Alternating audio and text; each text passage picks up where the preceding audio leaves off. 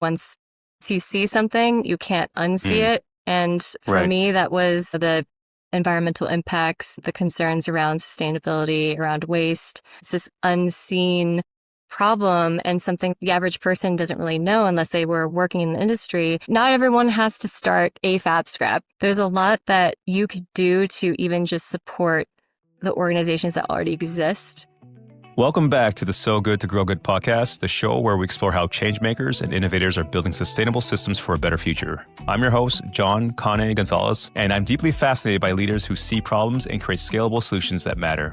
Today's guest is Camille Tagle, co-founder of a nonprofit social enterprise tackling one of fashion's most invisible crises, commercial textile waste. She's a fashion designer turned sustainability pioneer who walked away from her dream career in evening wear to ask herself a bigger question. What's my real contribution to society? Since co-founding FABSCRAP in 2017, Camille and her team have diverted over 2 million pounds of fabric from landfills, partnered with over 800 fashion, design, and entertainment companies, and built a model where 64% of revenue comes from brand partnerships, not grants. In our conversation, Camille shares how she went from red carpets to recycling centers, why commercial textile waste is 40 times larger than residential waste, how FABSCRAP's volunteer community powers their mission, and what it takes to build a circular economy business that brands actually want to support. Let's dive in. Camille, welcome. So good to have you. Thank you so much for having me. And thanks for that amazing and comprehensive intro. Thank you. Well, we try over here at So Good to Grow Good. I think it's important to always recognize the many accomplishments that our guests have. And I can say you've done a lot. I appreciate that. It has felt like quite the roller coaster. So yeah, happy to get into it. Okay. Well, tell us about this roller coaster. Where did you start? How did it all come to be? Oh my gosh. Well, as you kind of mentioned in your intro, I started as a fashion designer. Ever since I was a little kid, always wanted to be a fashion designer. It was always plan A. There was no plan B. And I was really, really fortunate to have these dreams come true, work for really amazing New York designers. I specialized in evening wear, which also is admittedly the most frivolous category of apparel. And I worked at a luxury level where it was a lot of cocktail dresses, ball gowns, some wedding dresses as well. But it was for a luxury level. And so a lot of the people I was designing for already had everything they could possibly need. And so it really made me start thinking, especially when I started realizing the actual waste that happens in that design process, started kind of questioning all of it. And I think it was one of those situations where once you see something, you can't unsee it. And for me, that was the environmental impacts, the concerns around sustainability, around waste, but also just remembering what it was like to be a student myself and how it was so hard to afford all the materials you needed for your projects and, draped something, an idea, whatever it might be, you had to go out and buy that fabric. And so when I was working and realizing, all the things that, we didn't need anymore and we're just being tossed out, I remembered what it was like to be a student. And I was like, all these students at FIT, Parsons, Pratt, and nearby design schools in New York, they absolutely could benefit from a lot of these fabrics that a lot of times have never been used and barely were used. And so, I had some ideas.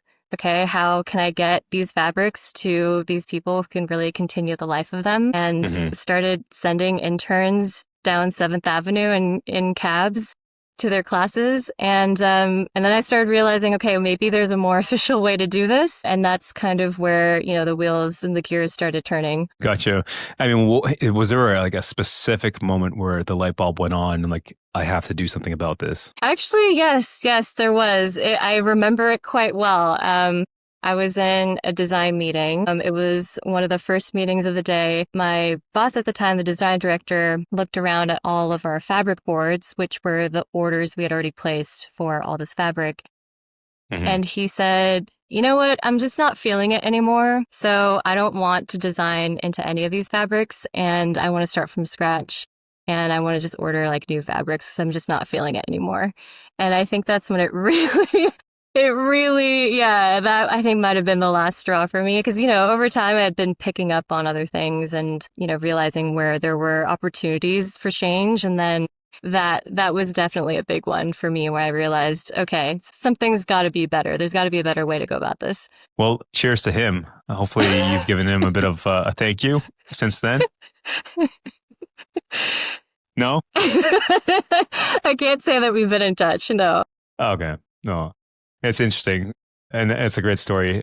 So what was that like when you started, when you made that decision? How was it? How was that transition? Was it an easy one, or was it it took some time to get off the ground? It was definitely a learning curve. Again, my entire career was design. And so all of my schooling and everything that I had gotten involved with had been to get to this place of being a designer. So when it came to nonprofits, that was something I'd never been involved with. And then also just waste management in general was something definitely quite foreign to me. But also at that time, the FABSCRAP's going on, its ninth year into its 10th year. At that time, there wasn't really much information about textile waste either.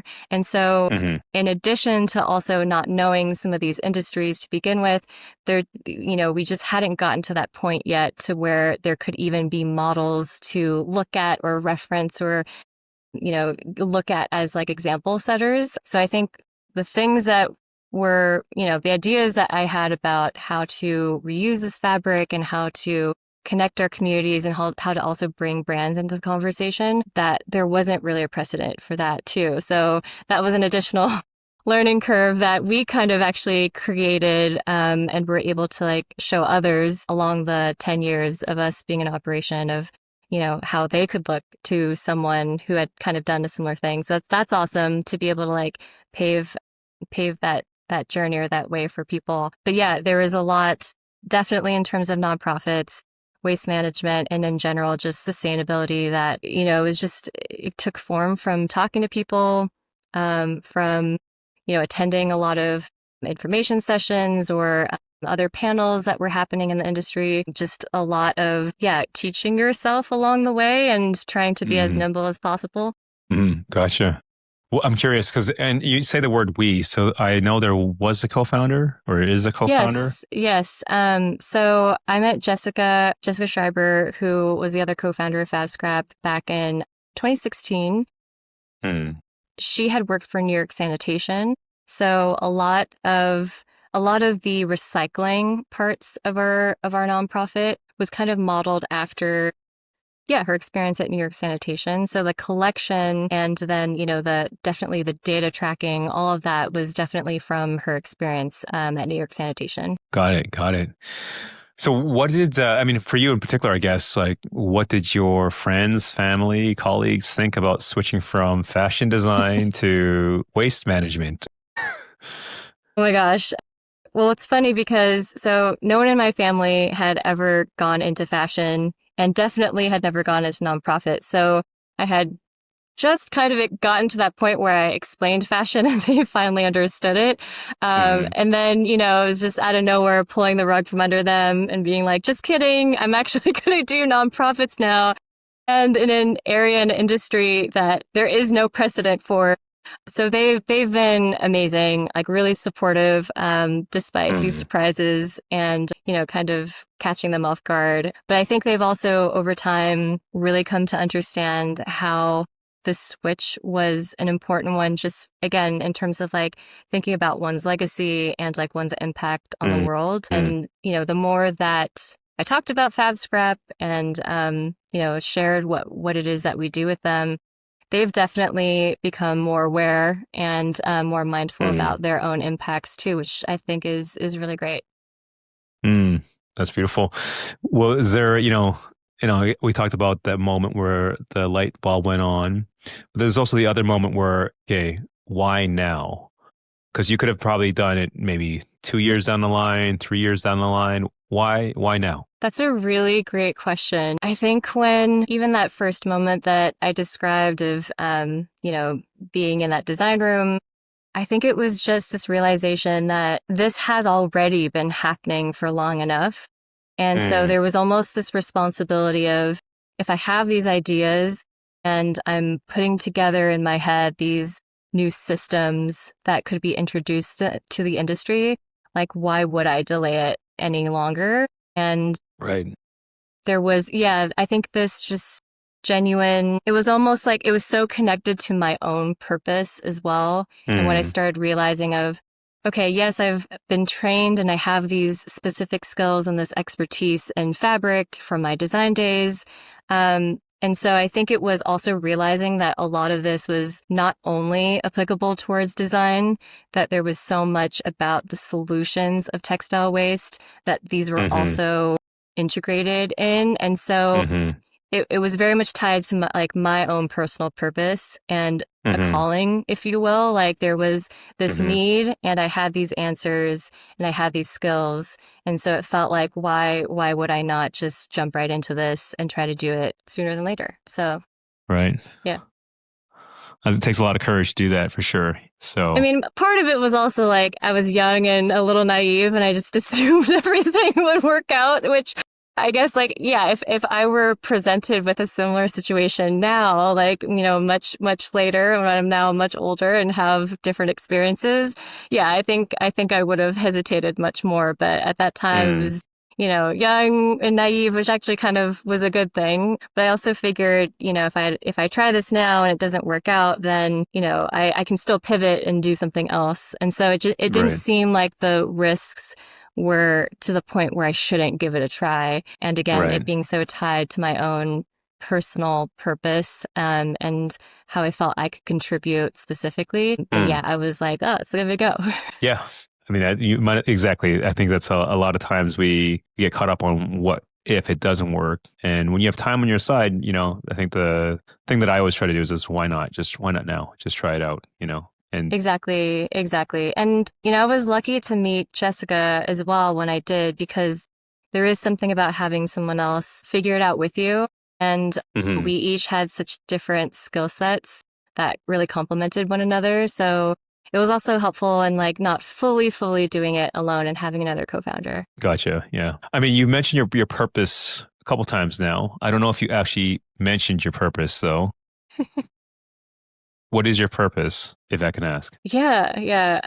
I think it's something that is always evolving for everyone. And that's something that I always remind people is that there literally it's never too late. There's never, a cap to when you can reinvent yourself. And, I can speak from experience on that because that's literally what I went through. And I think just, understanding and being really honest with yourself about who you're becoming and what matters to you and how that changes over time is absolutely linked to purpose, right? And so, when I was growing up and when I was, really, really dreaming of all of these amazing design moments, that looked very different. And I think, again, kind of going back to the skills that I ended up growing over the years. So when I was a designer, I ended up working for different parts of the industry. So for different markets of the industry. So you had mass market and contemporary and luxury. I started off in luxury around that time. So at luxury level, it's all, silks and natural fibers and a lot of European fabrics, a lot of just really expensive, beautiful materials. And then, of course, as you go to contemporary or mass market, the margins are quite different. So you have to find other suppliers. So I ended up throughout my design career, and I ended up dabbling in the different markets to where I had luxury and really high-end fabric knowledge, was able to also dabble and become an expert in contemporary fabrics and then eventually mass market. So I think that is a very rare thing. Usually in the industry, when you're designing, you kind of find a niche and stick to it. So to be able to adapt and jump around to other markets was a unique part of my journey. But fast forward to dealing with the textile waste issue, that ended up being really, really helpful because then any fabrics that came into FABSCRAP, I was able to identify oftentimes without touching the material, whether it was a synthetic or a natural fiber. I kind of had enough context about some of the fabric mills that I would see printed on sample headers, pricing for redistributing fabric because we have a thrift store, how to train the team. What are sample headers? If I can ask that question. Yeah. So sample headers are They're kind of like sales tools that fabric mills create for design teams. So when a designer is ready to start a collection, they don't go to like fabric retailers. Gotcha. They go directly to fabric mills. And so a lot of times they will prepare sizable swatches or cuttings of fabric. And that way the designer can feel and touch an example of what the fabric roll is. And then it will also have like all the information of the fabric on that sample header. So it will have the composition of the fibers, the name of the fabric, the pricing, pretty much all the information someone would need to know to make a purchase on that fabric. Gotcha. You mentioned that you saw all this fabric going to waste. Like, what is the problem that FABSCRAP is solving? So design teams, when they're choosing from these sample headers, they really only need, let's say, like 5 to 10 fabrics to make a collection. But when they're shopping for fabrics or they're trying to figure out what that fabric story looks like, they'll pull examples or sample headers from like as many as 20 different vendors, and each vendor will give, let's say, 10 to 20 headers for them to look at. So really, they're looking at hundreds and hundreds of these sample swatches, but really only select maybe like 5 to 10. Another example is, when they're actually creating the design and, mocking that up on a fit model, there are a lot of pattern corrections that need to happen. And so sometimes I'll make notes directly on the prototype of the garment so that the pattern maker knows exactly where on that pattern they need to change or adjust. All of those get thrown out in the process as well. And then believe it or not, actual yardage gets thrown out from that design and development process as well, because when something goes to market and it doesn't sell, they still have the sample yardage that was sent to them from the mill. And so if it didn't go into production, then they don't really need that fabric at all. And so a lot of times even yardage would go to landfill. And so there's just multiple steps along the process where waste is generated. And that's a big reason why it's this unseen problem and something that a lot of the average person doesn't really know unless they were working in the industry, because it's just the natural way of creating something and having that really linear system that just generates waste along the way.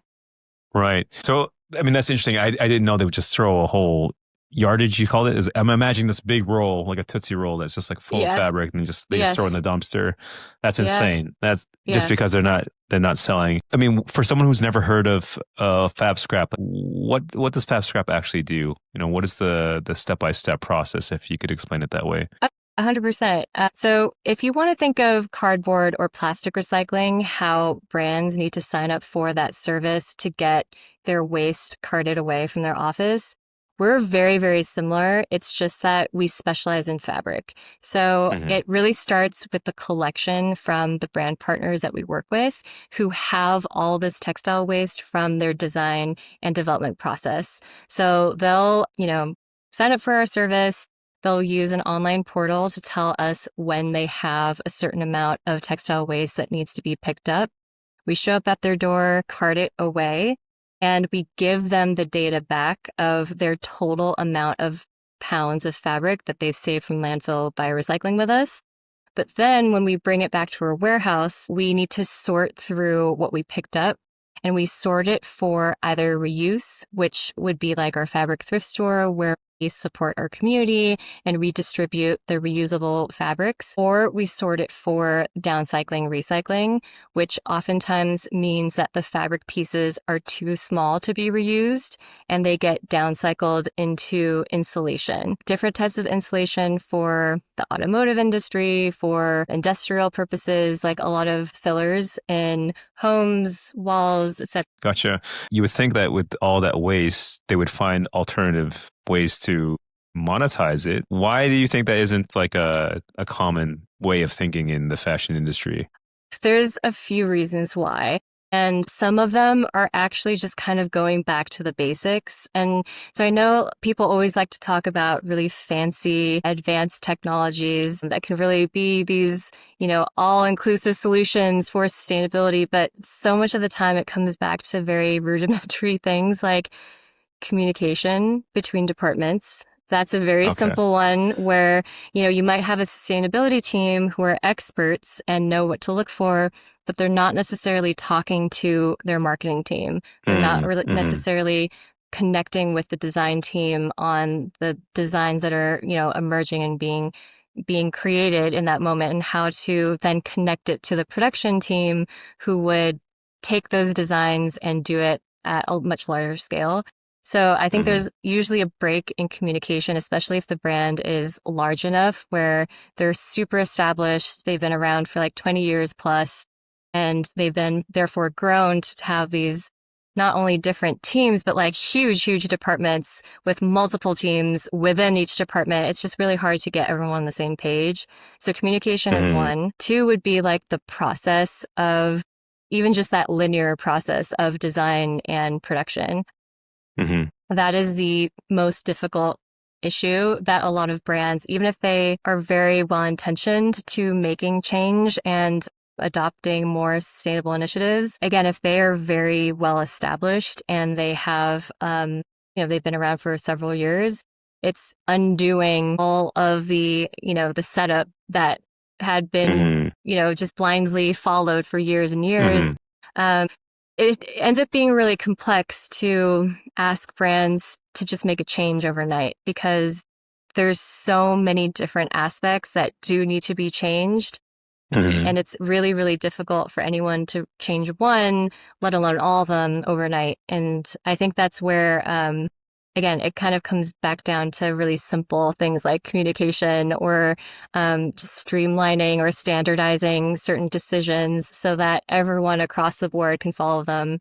I don't know if that answered your question.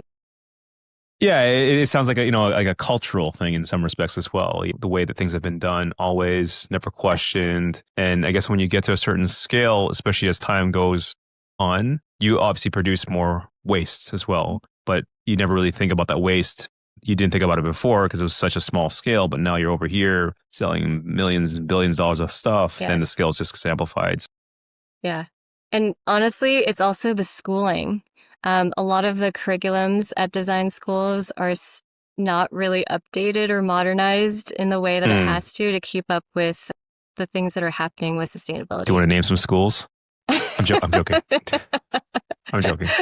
I'll stop interrupting. Go ahead. No problem. Yeah, that's been a silver lining is, FABSCRAP works with so many schools to give presentations and to kind of, get students thinking about these issues, especially because they're about to walk into an industry where a lot is expected of them. But then, there's also this dream and this hope to also change things for the better. So part of our role is to really, like how we're talking right now, just lay out what the reality is of the situation and where there are opportunities, but also to be realistic about what challenges a lot of these brands face as well.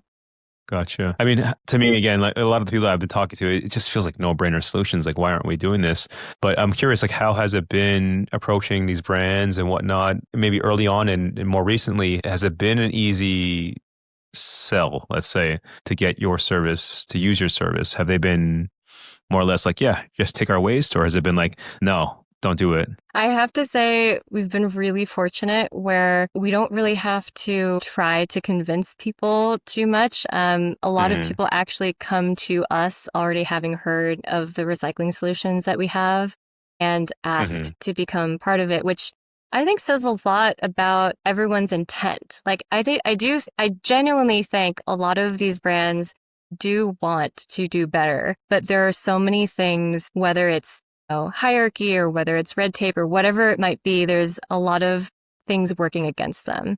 And so our service is formatted in a really easy and convenient way where you don't necessarily have to change very much about your process to be able to work with us. I always remind people, of course, if the only thing you're doing is recycling with FABSCRAP and you're not working on other things, that might be a little bit of an issue. But for those who are really, trying to figure out more immediate steps while they're also working on long-term solutions, we're very easy and quick to sign up for. So a lot of people have still also reach out to us, saying like, we heard that you offer this service. This is great. For years, I've been, wishing that someone was coming up with a system where I didn't have to throw these out and that I knew it could go towards the community. Because really all the people working in the industry, similar to myself, had spent weeks, if not months, developing a specific type of fabric and getting it to be perfect. And so, everyone knows that there's value in this amazing material that can do so much. And so everyone has always felt like there has to be a different way, And so when they find out about our service, the reaction is usually like, finally someone has come up with a system and we can't wait to get started and to help or participate. Gotcha. So you word of mouth, or you just rock right into some fancy brand store and say, "Hey, are you recycling?" I'm exaggerating, but normally word of mouth, they come to you, and so you pick up, and then you organize picking up their waste, and then so what happens after that? After you pick up the waste, what do you do with the materials? So all the material after we pick up from a brand comes to our warehouse in Brooklyn. We, again, give data back to these brands, and we're very meticulous about that. So everyone has individualized data. So all the 800 plus brands who have ever recycled with us, we know the exact weights of all of those brands that have the weights that they have given to us. And that's really important because as much as we, again, want to be a solution, we also want to be a really useful tool, so that if someone wanted to look at this data and try to make better procurement decisions or think about their fiber content when they're buying their next fabric, like we're hoping that some of the data we're giving them helps make better decisions, essentially. Right. And so, the data for sure, once it gets into her warehouse, that's always like first step is just to make sure we're like weighing every bag or box of fabric that comes in. Then we have this amazing group of volunteers. We've engaged over 11,000 volunteers to date who have come to help sort fabric at our warehouse. But an amazing team of volunteers comes to our warehouse. They help us sort the fabric for either reuse or recycling. And that's a really great way to get the average person who maybe doesn't work for the industry or is just curious about sustainability. It's a really great way to engage them and educate them as well about even the process that's required to recycle textiles, because that also opens up their mind to like, okay, this is actually somewhat complex of a system. I wonder what recycling is like for other industries or other products. And that's really where, in terms of just, working with our community, building awareness, that's super important to just get people to start being curious and start asking those questions again. Got it. So they come and they sort it, and then where does it get made into things that you're at FABSCRAP, or do people come and buy it, or how does it? Where does it go from there? Yeah. So all of the fabric that's sorted for reuse, we have like a fabric thrift store, if you want to think of it that way. And people can come shop in person. So we have like a little retail store in our warehouse where people can come shop. But we also have an online store as well. And that enables people from all over the US to hopefully source more sustainably and be able to shop our amazing fabrics. For the things that end up being downcycled or recycled, those we definitely have to prepare and sort in a certain way. Things that are attached to the fabric that are not fabric, like staples, notes of paper with, the information of the fabric, and maybe if there's glue or, like hard materials attached onto the fabric, all of those have to be meticulously separated from that fabric before the fabric can be downcycled. So that's really where our volunteers are incredible, because we receive 7,000 pounds of fabric each week. We need a lot of hands to help us get through it. But once those fabrics have been separated in that way and prepped correctly, then they go to our partner in South Carolina who shreds the fabric, and then they make it into different types of insulation. Gotcha. I mean, you mentioned them twice now. I got to ask, how did you build a volunteer base of 11,000 people? Do they come every week to work for free, or how does that work? It's honestly so incredible. And it's The one thing that we were not really prepared for was just how many people were so eager and excited to be part of this. And I think it's because when you sort the fabric, it is a very immediate satisfaction, if you will, of you see like how much you sort by the end of your session. So there's a lot of pride there. You see how much of a dent you made into this pile of fabric. And then you see only like a few yards away us like baling that fabric into bales and then, prepping it for transportation to our shredder in South Carolina. So I think everyone understands like how essential they are to that process and that they are taking immediate action versus, sometimes when you attend a panel or something and you hear a talk, you kind of feel a little helpless at the end because there's not much that you feel like you can do. The volunteering absolutely is a very concrete way of people understanding how numbers and like community coming together make a very real impact. And then, of course, there's always the fabric itself. I've always thought of fabric as being this universal language. Everyone always gets really excited about it. It's something that is really beautiful that people, just naturally are attracted to. There's something about like it being a very tactile material that people love to play with and like love to touch and feel.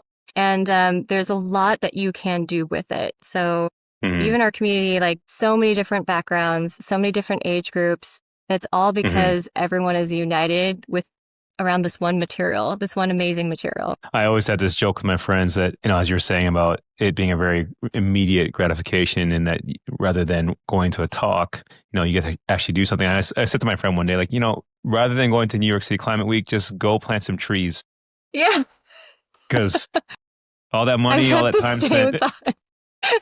Or go to some sort of a sustainable organic farm and, work the land a little bit. You'll be doing much more than just sitting around in the room and eating fancy food and drinking alcohol. Honestly, I've had the same thought. I couldn't agree more. Yeah, I couldn't agree more with you. Yeah. Yeah. But this is interesting. So you have 11,000. It still doesn't make sense to me. Like 11,000 people all just inspired to sort fabric. Like what was the compelling, like, if you could put yourself in their shoes, you said a few things, but what is compelling them to come? Is it because they want to do something for the world, make the world a better place? Or was it something that you said or that your co-founder said that made it like, oh, I got to do this. I got to go sort fabric this week? I mean, as a thank you for people's time, we do allow people to take home some fabric as well.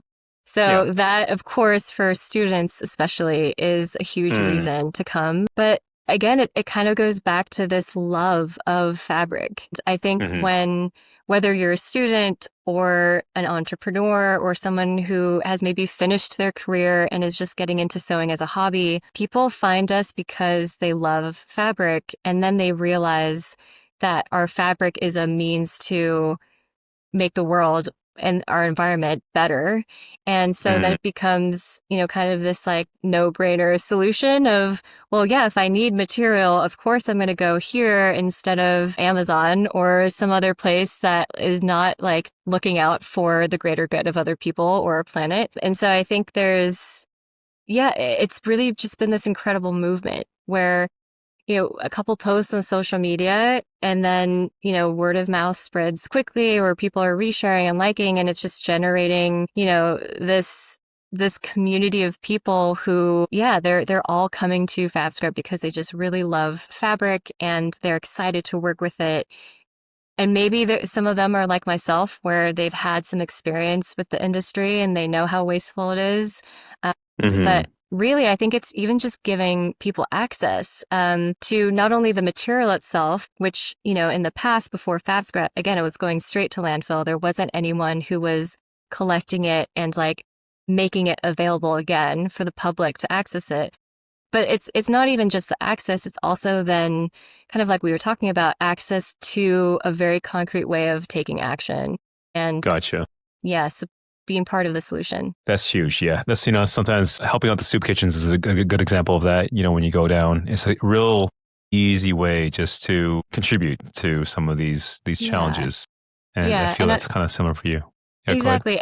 And a lot of nonprofits, I think they have a model where it has to be, you're kind of locked into a schedule of volunteering, or you have to commit to some sort of like repeat volunteering time or something where you're kind of locked into a schedule. Because we just have so much fabric, ours is very much like you pick one day and one time that works for you. And if you want to come back and repeat volunteer, that's great. But you're really just signing up for one day and time that fits your schedule.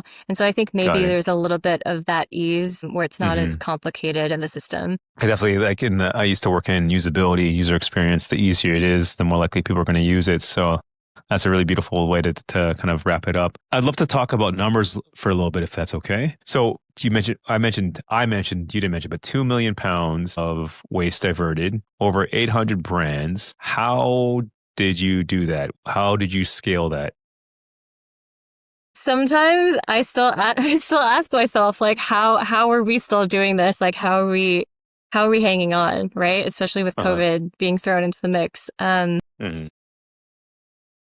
be honest, it's been a challenge. Our warehouse space isn't this like crazy large, never-ending space. It's very finite. And so, there's only so much that can fit at our warehouse. And so we've had to just be really nimble and really flexible when we are finding that something's not working, and definitely keeping up with the sorting as things are incoming has been something we've always had to keep an eye on as well. And everything kind of works in synchrony with one another. So you can't just only focus on, let's say, all the incoming fabric. You absolutely need to make sure, the sorting is keeping up, that the fabric redistribution or fabric reuse efforts are keeping up as well, because they all have to work in synchrony with one another. And it's not easy. I think that there's a lot about textiles as a material as well that people have to be trained on and educated on too. So even in those different groups, whether it's incoming fabric, sorting fabric, or redistributing fabric, there's a certain sort of expertise associated with each of those. And I have to tell you, my team is amazing. They are. How big is the team right now? We're only 15 people, half of which are part-time. So that says quite a bit. Only 15 for a nonprofit. That's, that's pretty big. Yeah. And you said half-time? Half of them are part-time. Gotcha. And so it's taken a few years to scale and then to, grow to have more team members, certainly.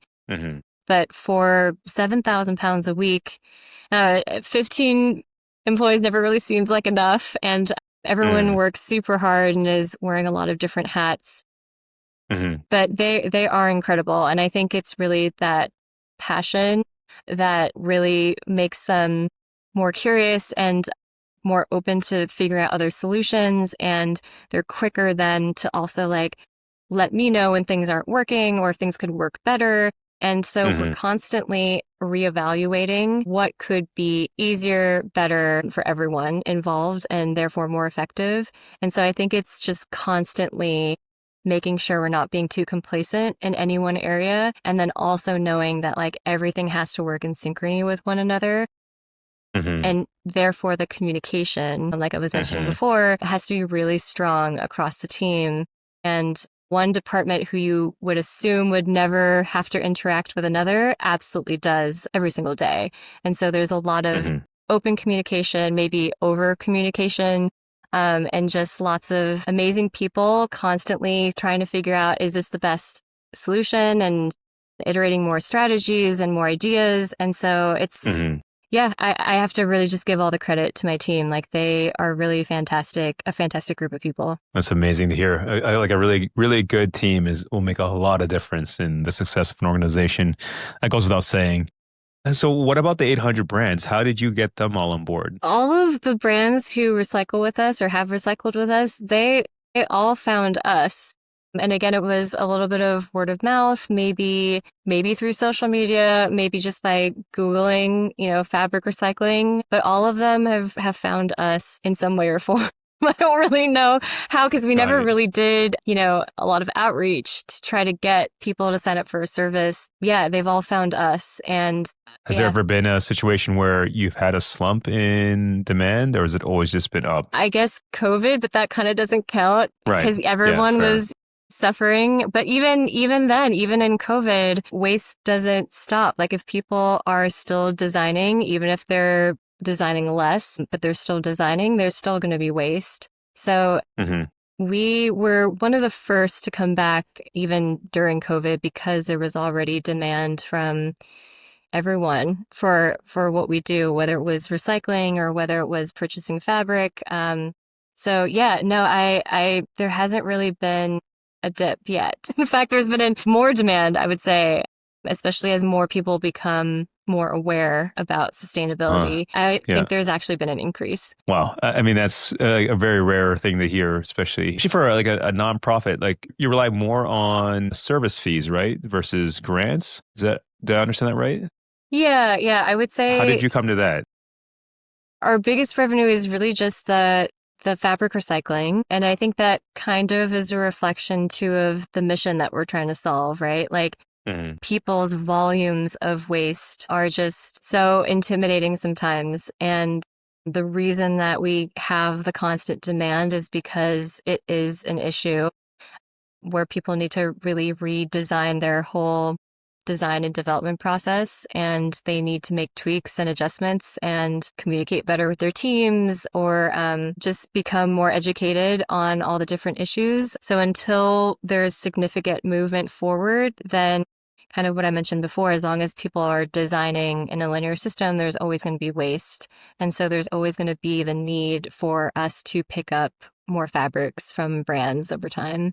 That is if no one is actually making headway, which of course so much of our education is to try to help them with that and try to help them see where they can make those changes. There's something that I'm like realizing as I'm speaking to you that maybe this explains why you got such this like magnetic pull for people wanting your service. And you can correct me if I'm wrong, but because your customers see value in the waste, let's say, and because there has not been a solution yet to recycle that value, then it would seem like someone who's able to recycle that value is like, it's like just, like, please don't let this go to the garbage, not to landfill, please. Anyone, would that be a way to put it maybe? Yeah, I think that it's gotten a little complicated in terms of the recycling landscape right now because, you have design and development waste. There are also dead stock, let's say size runs of things that maybe got called back. Like there's so many different types and forms of waste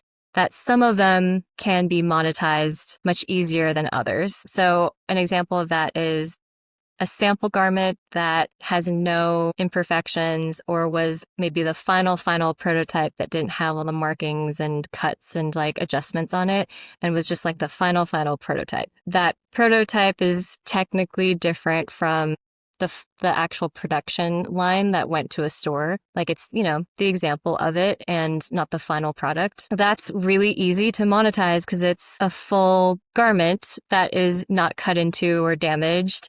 And the average person will absolutely, make sense to them to shop that garment versus when you have swatches or fabric headers that are just a piece of fabric with, some notes or like paper attached to it. Like that is it has value, but it is much more difficult to resell or to monetize. And that's where we come in. Like there isn't a recycler that is dealing with that type of waste, which is the only thing that we're working with. So it's been interesting to see how the industry has been, changing and all the different updates and like the advancements that are happening. It's better than nothing, but it still is, it still is a little bit harder for, I guess like the swatches or the smaller pieces of fabric for people to really find value in that in terms of like a monetary value. And so that's why it's like so important that we're doing what we're doing because such a high percentage of that total waste is the things that are unsellable. And those are the things that are all going to landfill and contributing to climate change. Got it. That's amazing. So Camille, where do you see FABSCRAP in the next 12 to 18 months? I ask myself that every day. Yeah? Does it change every day? Yes. It tends to be, we're still in like a scaling phase, I would say. And so for a nonprofit that is a nonprofit and has very limited resources and a very small team, scaling is always an issue. And like I've mentioned before, the volumes of textile waste are not necessarily lessening. It's something that is continuing to happen. And so, especially when there's been a lot of hopes and a lot of talk about legislation and about really enforcing brands to take more accountability of different parts of their linear system, textile waste is one of them. And so knowing that we're taking on this huge responsibility of trying to keep all this commercial textile waste out of landfill, but we're already such a small team that's like really like fighting to keep up with the scaling. If some sort of bigger legislation were to roll out, we're really the only organization that's able to do what, we're asking then brands to comply to do, And so I think there's always a question of infrastructure and the support of the infrastructure of recycling and being able to handle the types of things that we're insisting that brands participate in. And so for me, when I think about, like the future of FABSCRAP, it really comes down to just continuing to be as nimble as possible and to adapt as much as possible so that we can scale, so that we continue to handle as much volume of textile waste that we have and more, that we're continuing to sort and keep up with that sorting rate and therefore like engage with the community and empower them to feel like they can be part of it. And then absolutely like the redistribution of fabric too, making sure that we're reaching as many people as possible who, if they're wanting fabric anyway, like they should be coming to FABSCRAP. It's, none of our fabrics were created new. They're all saved from landfill fabrics. So I think a lot of even just that engagement to shoppers is just educating them on what's available out there and why we're the better option or the more sustainable option. Got it. So if you had a magic wand, you talked about scale. What would you use the magic wand on to unlock your ability to scale? I heard policy was one of them, but are there other things that you would use that magic wand on? If I had a magic wand and anything I wanted could happen with just one wave, then there would be all these FABSCRAPs all over the US, all over Europe, all over Asia, all over the world. There would be more than enough employees at each of those locations. We're doing what we do best. We would have like full teams who are all being paid, what they deserve for all the hard work they're putting in. And we'd be available all over the US, internationally, wherever design waste is happening. And with that same wave of magic wand, I would hope that a lot of perspectives also change throughout that. And that's brands, that's people who, shop fabric, that's, people who design with it, who volunteer. Like that would be the dream scenario, is if there were more of those light bulb moments that I had experienced, but happening with other people as well. Beautiful. So for some people that are, looking to get into your industry and your field, what are, just briefly, what are some of the challenges that they should look out for, or what are some challenges that you're experiencing right now if they're in a similar situation that you have some advice for? Yeah, I would say the revenue, of course, I think that's everyone, is an issue. And so when people are looking to dive into sustainability, I would definitely do your research and make sure that first off, that like a company, like vet all the companies. I think that's really important, mostly because people have gotten really good at greenwashing. And I think that maybe is also bringing up another issue of marketing. I would say first, really vet all the places that you're interested in looking into and joining. And then I would also say like marketing tends to be an issue even when you've found a home, someplace that you're very happy with, who are legitimate. Explaining and bringing awareness to whoever your audience might be is always really complicated with sustainability, especially if you're dealing with commercial waste, which is very much not public facing. It's, more brand facing. So I would say marketing is difficult. And I think maybe that is also another reason why there's so much greenwashing, is because people just need to be able to communicate and educate at the same time. And sometimes it's not as easy to do. Yeah, those would be two things I would recommend. Well, thank you, Camille.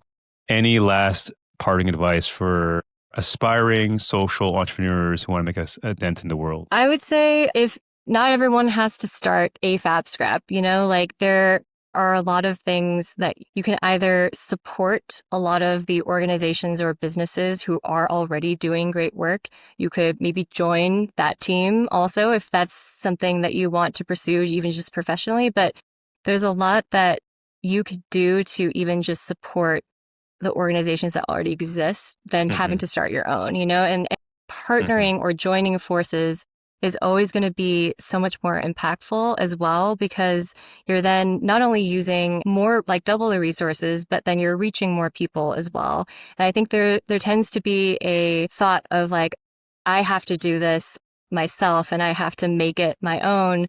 But sometimes the best ways to get into something is really to partner and collaborate and try to figure out how to do it together with someone than it is just going it alone. And I would say, along with that too, just even in your personal life, figuring out like if there is, another nonprofit like FABSCRAP that you could volunteer at, or instead of, an extra Amazon purchase, maybe you take that money and you donate it to an organization that you really like who is doing meaningful work. I think there are a lot of big and small actions that one could take. Wow. Or just go over to Camille's place and help her source some fabric. Yes. It's also a good one. Absolutely. We'll always take the help. Yeah. Definitely. Sounds like you need more people. So thank you so much, Camille. Where can people find you? If you just visit fabscrap.org, our website will be the best place to get involved with us, whether it's attending events or volunteering or making a donation. Great. Thank you, Camille. That was a very amazing conversation. I wish we had more time because I would definitely love to dive in more. But maybe another episode. We'll do a part 2. Yes. That was Camille Tagle, the co-founder of the nonprofit revolutionizing the fashion industry that manages waste. If you're passionate about circular economy solutions, sustainable fashion, or how to turn waste into opportunity, please share this episode with someone in your network. You can learn more about FABSCRAP at fabscrap.org, connect with Camille on LinkedIn to support the mission, and consider volunteering at their Brooklyn warehouse, because real change happens when communities come together. As always, So Good to Grow Good is about scaling solutions that matter, and every story we share plants another seed of change. Thanks for listening, and until next time, keep sowing good to grow good.